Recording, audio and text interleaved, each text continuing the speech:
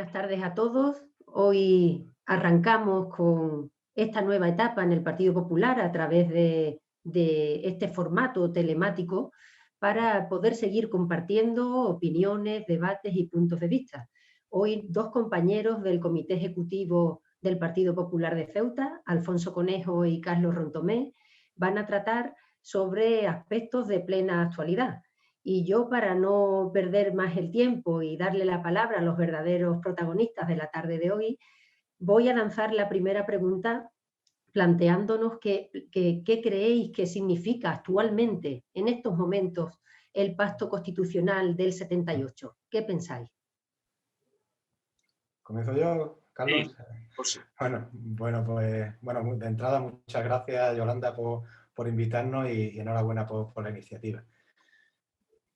En términos históricos, 42 años realmente no son muchos en términos históricos, pero realmente es el periodo de mayor normalidad, de mayor estabilidad más largo de la historia española en los últimos 200 años. Y además la Constitución ha presidido un periodo de prosperidad social y económica que nunca hemos visto realmente en nuestra historia. Creo que el PIB ha llegado a multiplicarse por 6 durante la vigencia de nuestra actual Constitución. La Constitución, en este periodo, España se ha transformado. Somos ya un país en el que los derechos fundamentales, las libertades, están reconocidos, están protegidos, el Estado de Derecho, la imagen internacional, el respeto internacional, el compromiso con los derechos fundamentales y además todos los poderes que conocemos, que están constituidos, tanto en el Ejecutivo, el Legislativo como el Judicial y todos los órganos del Estado, todos deben su existencia realmente al texto constitucional. Y además de reconocer derechos, conforma un Estado de Derecho, que además de proclamar valores como la igualdad, como la justicia, como la libertad, el pluralismo político, que transforman nuestra sociedad, pues realmente forman unos valores que establecen un sistema para limitar el poder. La mayoría de constituciones surgieron frente al poder ilimitado y absoluto. Y aunque cada Estado pues, tiene su cronología, pues la mayoría de constituciones defienden la soberanía popular, la soberanía de la nación, en el que el pueblo elige a su representante. Y eso es algo que podemos dar por sentado, pero muchos países todavía luchan por ello. Y nosotros mismos en nuestra historia, pues durante la mayoría del tiempo, no lo hemos tenido, ¿no? Pero sobre todo, el limitar el poder, desde el punto de vista liberal, el imperio de la ley, la seguridad jurídica, la división de poderes, el control jurisdiccional también de las normas, todo ello es lo que conforma, digamos, un sistema que es el que nos ha llevado a este éxito, ¿no? Pero también quisiera comentar que la Constitución nos deja sobre todo una lección, ¿no? Que es que puso de acuerdo a distintas personas para hacer algo en común, no en contra de nadie. Hay países, pues, por ejemplo, Rusia después de la Unión Soviética, que la transición a democracia no fue fácil, fue sangrienta y todavía no se ha liberado de las cadenas del totalitarismo, ¿no? Y aunque es verdad que hay otros estados que sí, desde su pacto fundacional, han asumido esta historia constitucional con lealtad, ¿no? Pero lo más importante es que nuestro marco constitucional permite la alternancia, permite que gobiernen distintos partidos sin necesidad de replantearse los fundamentos de la convivencia.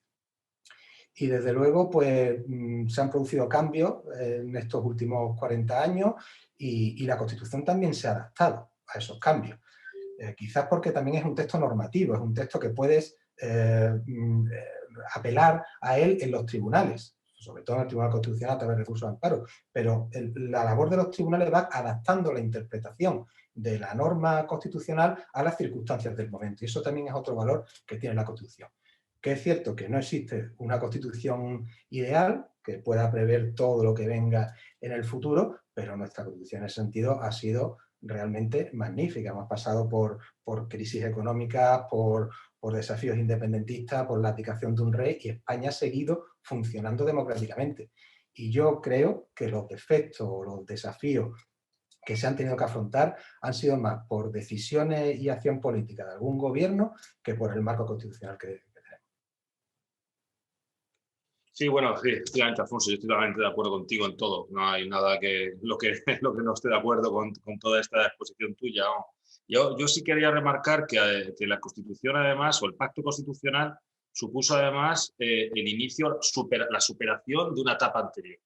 Es decir, hay un punto de inicio, es decir, vamos a superar el pasado, que es fundamental, porque vamos a superar el pasado y vamos a abrir una nueva página donde están todos los españoles. No es una constitución, como tú bien has dicho, no es una constitución de partido, como pasaba en el siglo XIX, que cada vez que entraba un gobierno con un partido diferente, moderados, y pues iban cambiando la constitución, iban adecuándola a sus necesidades políticas, ¿no? Sino que es una constitución, por primera vez, una constitución para todos, y una constitución hecha para el perdón. Es decir, vamos a superar esa etapa, la etapa del franquismo, la etapa de la guerra civil, y vamos a plantear una España de futuro. Y eso es lo más, desde mi punto de vista, lo más importante del pacto constitucional, que es precisamente una de las cosas que están en peligro ahora mismo. Es decir, una de las cosas en las que ha incidido la izquierda en general y los separatistas también, ¿no? Porque, a fin de cuentas, en gran parte están en la misma línea de acción, que es la de socavar ese pacto. Por eso han vuelto con el tema de las memorias históricas, con el tema de hurgar en el pasado y polarizar a la sociedad otra vez de una etapa ya superada. Y yo creo que uno de los grandes aciertos de los constituyentes, de los padres de la Constitución, de los políticos de aquel momento fue su gran talla moral de vamos a pasar páginas, vamos a empezar un nuevo proyecto de nación. Y además de todos los espectros, incluso quitando quizás el PNV, que fue el que más se desmarcó del texto constitucional, e incluso los nacionalistas catalanes estuvieron en ese pacto, y el comunismo, que en aquel momento era la única oposición, durante el régimen de Franco, era la única oposición real que había, porque el PSOE prácticamente no existía. Entonces, bueno, y el comunismo fue uno de los partidos que ayudó a superar esa situación. Y ahora resulta que aquellos que no vivieron esa situación, que no han vivido la dictadura ni la guerra civil, resulta que son ellos ahora los que quieren retomar otra vez eso, o sea, volver al año 36 y romper ese acuerdo constitucional. Y eso es lo grave, ¿no? Sobre todo Podemos, ¿no? Que es una especie de comunismo 3.0 donde se han reinventado y no están por el consenso, sino que están por la ruptura. Y pues, por desgracia, pues ahora mismo el pacto constitucional es un valor fundamental. Y a colación de lo que Carlos está mencionando, ¿cuál creéis a grandes rasgos que está siendo el comportamiento de las diferentes formaciones políticas respecto a la Constitución? Desde luego, como ha dicho Carlos, el consenso que se dio entonces en el 78 no es visible en la actualidad, ¿no? Es innegable, ¿no? El déficit de lealtad constitucional que estamos viviendo. Eso es evidente. Aunque también es verdad que yo pienso que todos los tiempos son convulsos y todos los tiempos son inciertos. Es decir, en los años en los que se consiguió el consenso constitucional, probablemente las dificultades eran mayores que ahora. No sé si quizás también era mayor la ilusión, pero lo cierto es que, como bien decís, hay partidos a derecha e izquierda que ponen en cuestión el orden alcanzado y además dicen que no forman parte del mismo. Y en eso coinciden con los secesionistas, precisamente en renegar de ese régimen que España instauró en el 78.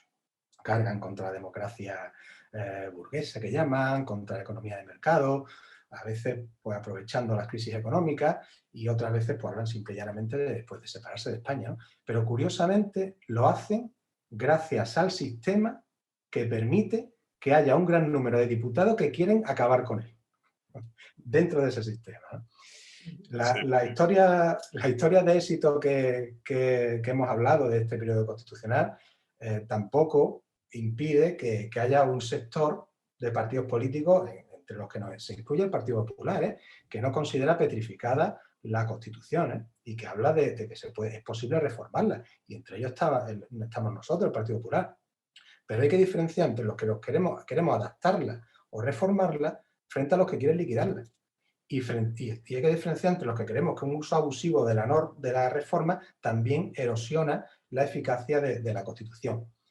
Y también es destacable que muchas veces se quiere modificar de facto, es decir, a base de normativa inferior, de reales decretos, lo estamos viendo muy recientemente, que implican realmente la puesta en cuestión de valores y pilares fundamentales, ¿no?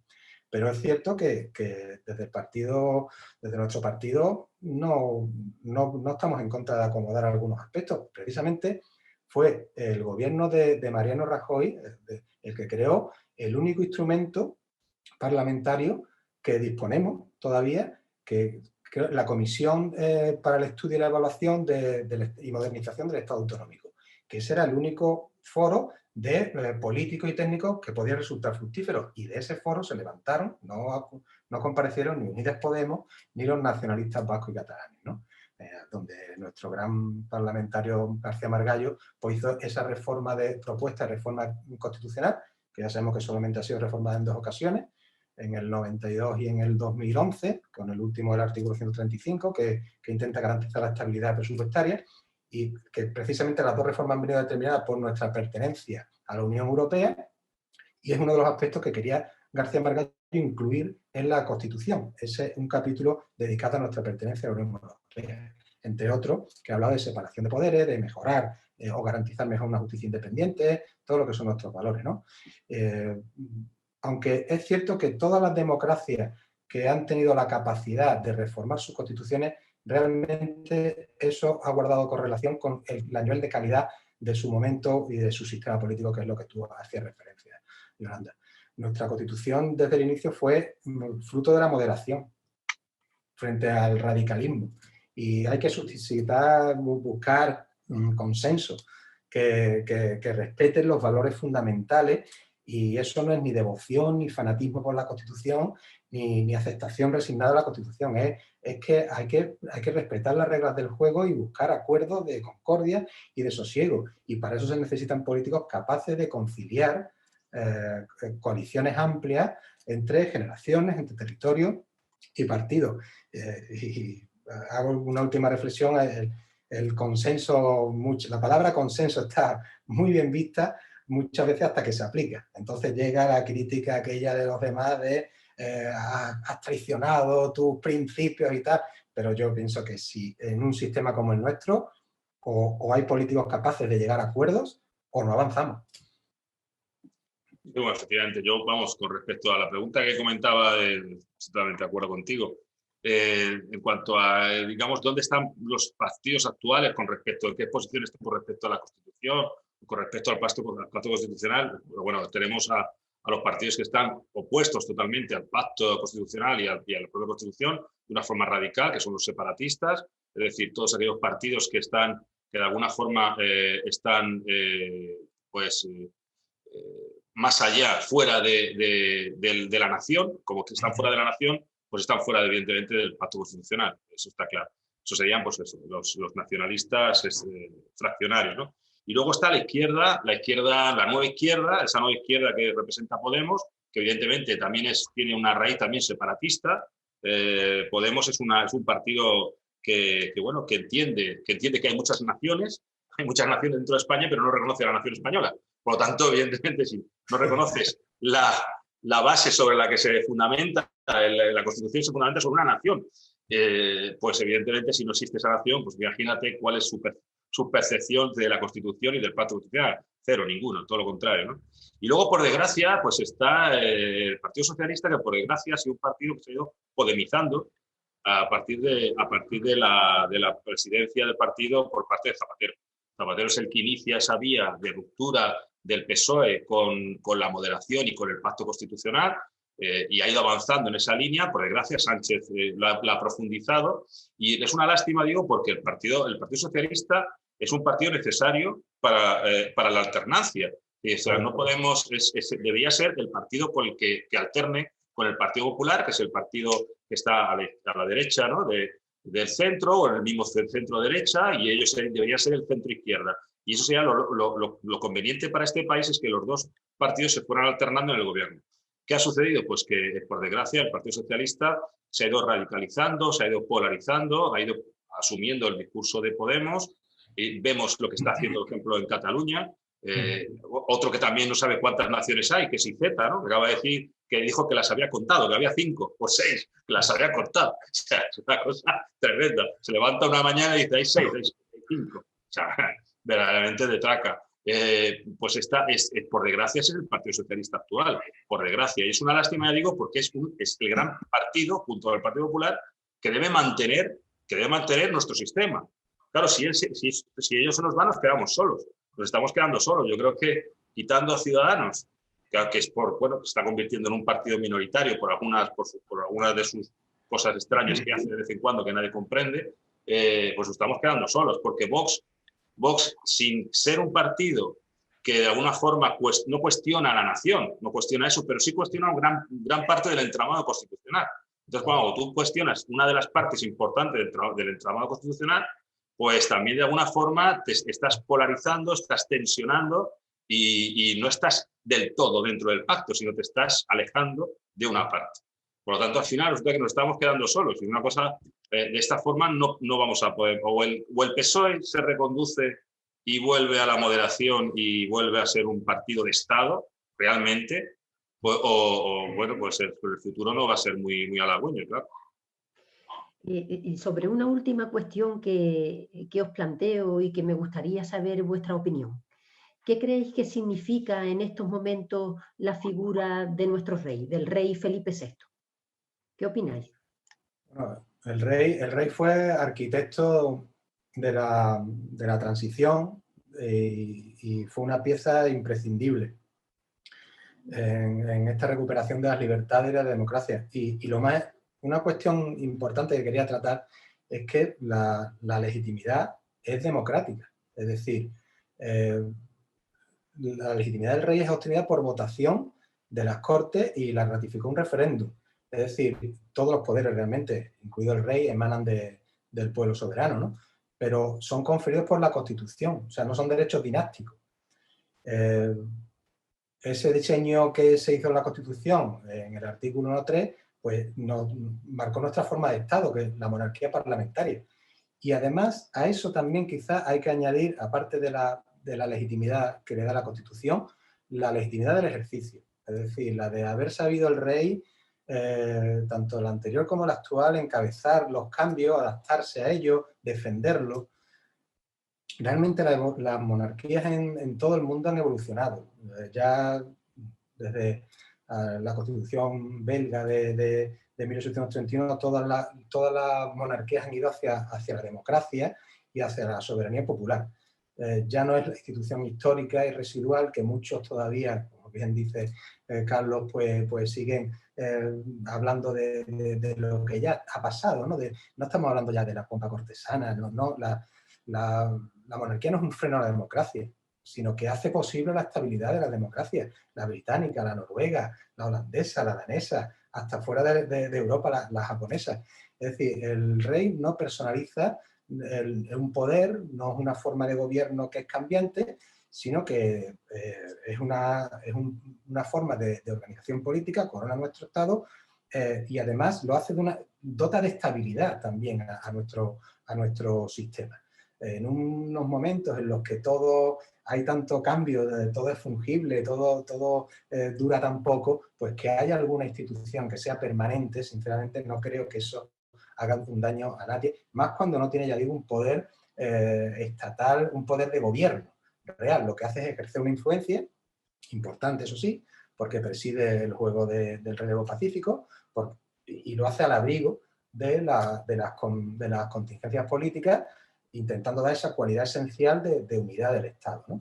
En la Constitución, como estábamos hablando antes, pues el diseño de la monarquía fue también objeto de nuestra tradición, que era el liberalismo doctrinario y de los modelos que había en otras monarquías europeas. Pero es verdad, como dice Carlos, pues conviene recordar de vez en cuando cómo fueron los debates constituyentes, ¿no? Entonces el PSOE, es verdad, desde el principio mantuvo un voto particular acerca de la forma republicana, más beligerante incluso que el Partido Comunista, aunque es verdad que terminó por aceptar la fórmula en la que finalmente la corona queda como una magistratura arbitral, moderada, simbólica, pero también eso que se dice de que el rey, digamos, no es superfluo, tiene muchísimas funciones.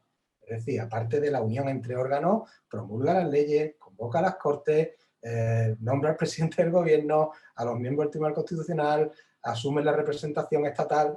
Es en las relaciones internacionales, las Fuerzas Armadas, el Mando Supremo, el patronazgo de las Reales Academias. Es decir, tiene muchas funciones, la mayoría tasadas, pero vuelvo sobre lo mismo, que es quizás la autoridad moral, la influencia, eso quizás sea lo más útil a la hora de resolver las situaciones políticas, algunas muy delicadas en las que ha mediado.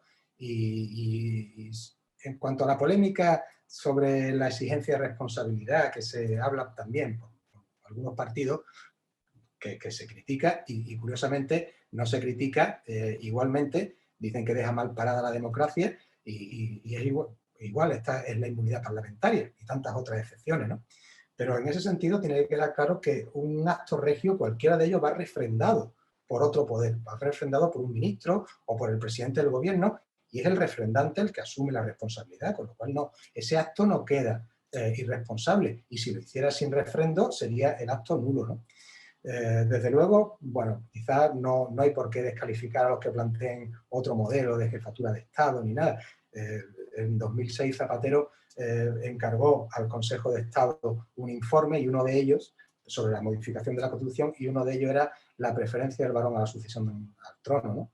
Pues tampoco, a lo mejor, desde el Partido Popular, o yo personalmente por lo menos no me voy a oponer a ese cambio, ¿no? Si quiero cenar tranquilo esta noche, ¿no?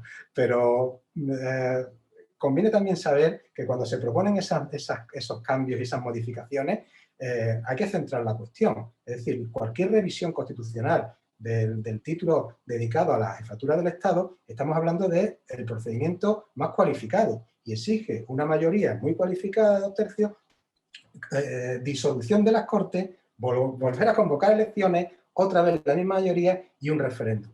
Si están dispuestos a hacer ese cambio y esos sacrificios por esa finalidad, pues perfecto, pero es que si no, lo demás es demagogia. Sí, bueno, no, demagogia. En el tema del rey hay dos cosas. Hay demagogia y oportunidad política, ¿no? Oportunidad política porque el rey supone uno de los pilares fundamentales del sistema constitucional. Es decir, el rey representa la monarquía histórica. Es decir, España está fundada sobre una monarquía. La nación histórica española es la monarquía hispánica. O sea, es decir, por eso hablar hace poco, había una señora de Podemos diciendo que Al-Ándalus y después de Al-Ándalus fue la monarquía hispánica, la genocida. Pues es la monarquía, efectivamente, es la monarquía hispánica la que funda la nación. Por eso los ataques a la monarquía, no solamente a Felipe II, perdón, a Felipe II, a Felipe VI, sino ¿por qué Felipe VI? Bueno, porque es el que está ahora, evidentemente. Antes a Juan Carlos le van a intentar sacar cualquiera de las cosas que haya podido hacer para desprestigiarlo, pero su fin no es desprestigiar a la persona en sí, sino desprestigiar a la monarquía, porque es un sostén de la nación histórica que luego fue nación política. Por lo tanto, ese es el juego, el juego de oportunidad al que juega esta gente. Toda esta forma, todos aquellos que se postulan desde el republicanismo, realmente lo que quieren no es cambiar una forma de Estado, o sea, no cambiar la jefatura del Estado simplemente, sino que quieren acabar con el Estado, es decir, con la nación española, acabar con ella, fraccionarla en pequeños reinos o estados, no reinos, pequeñas repúblicas, ¿no? Y es un proyecto que llevan acariciando muchos años y, bueno, y está constantemente, sale otra vez a la palestra. Sobre todo Podemos, que es quizá la más beligerante de todas, pero vamos, los nacionalistas es lo mismo. Los nacionalistas fraccionarios buscan romper la nación, evidentemente al rey, la figura del monarca, de la Casa Real les estorba. Es uno de los estorbos que tienen. Hay varios estorbos para ellos fundamentales y uno de ellos es la monarquía. Por eso hay ese ataque constante, ¿no? de los nacionalistas, de los separatistas. Y luego la izquierda, que está en la izquierda, cuando me refiero a la izquierda me refiero a Podemos, ¿no? Principalmente, que está en la misma línea, exactamente igual, por eso están constantemente utilizando el tema de la república como si fuera algo más democrático, una cosa absurda, ¿no? No sé, la Unión Soviética era una república, ¿no? Sí, y creo que de democracia tenía bien poco, ¿no? O sea, es una cosa totalmente que es primero de EGB, ¿no? O sea, una cosa realmente ridícula. Pero el problema, vuelvo a decir, el problema otra vez es la deriva que está tomando el Partido Socialista, porque Podemos acabará siendo acabará quedando en lo que era realmente, lo que era la Izquierda Unida o algo similar. Acabará desinflándose porque no deja de ser un partido populista, y si esta democracia es suficientemente fuerte y resiste el envite, pues yo creo que Podemos acabará reduciéndose, pero el problema es el PSOE. Es decir, ¿cuál es la deriva del PSOE con respecto al rey? Hasta ahora, por lo menos hasta ahora, las formas las guardan, ¿no? Por lo cual, bueno, ya es algo a su favor, ¿no? Que guarden las formas por lo menos de momento, aunque claro, no les cuesta mucho trabajo hilvanar un discurso con respecto al monarca cuando tienen dentro de su propio gobierno aquellos que quieren echar al monarca, ¿no? Entonces les cuesta, es difícil hilvanar un discurso coherente. Yo, Alfonso, Carlos, de verdad que os agradezco. Si no tenéis, en estas cuestiones que he planteado, creo que ha quedado la posición de cada uno, que es la del Partido Popular, suficientemente clara, y quiero agradeceros este rato que habéis compartido con todos nosotros, porque es verdad que se nos ve en pantalla a los tres, pero son muchas las personas que van a poder escuchar y compartir este mensaje, y creo que en asuntos muy interesantes y de plena actualidad que están vigentes y que en todos los foros se siguen tratando. Así que muchas gracias a los dos, Carlos y Alfonso, y seguro que nos veremos en muchos foros más para seguir tratando temas tan interesantes como los de hoy. Gracias a los dos. Muchas gracias. Muchas gracias a ti. Muchas gracias.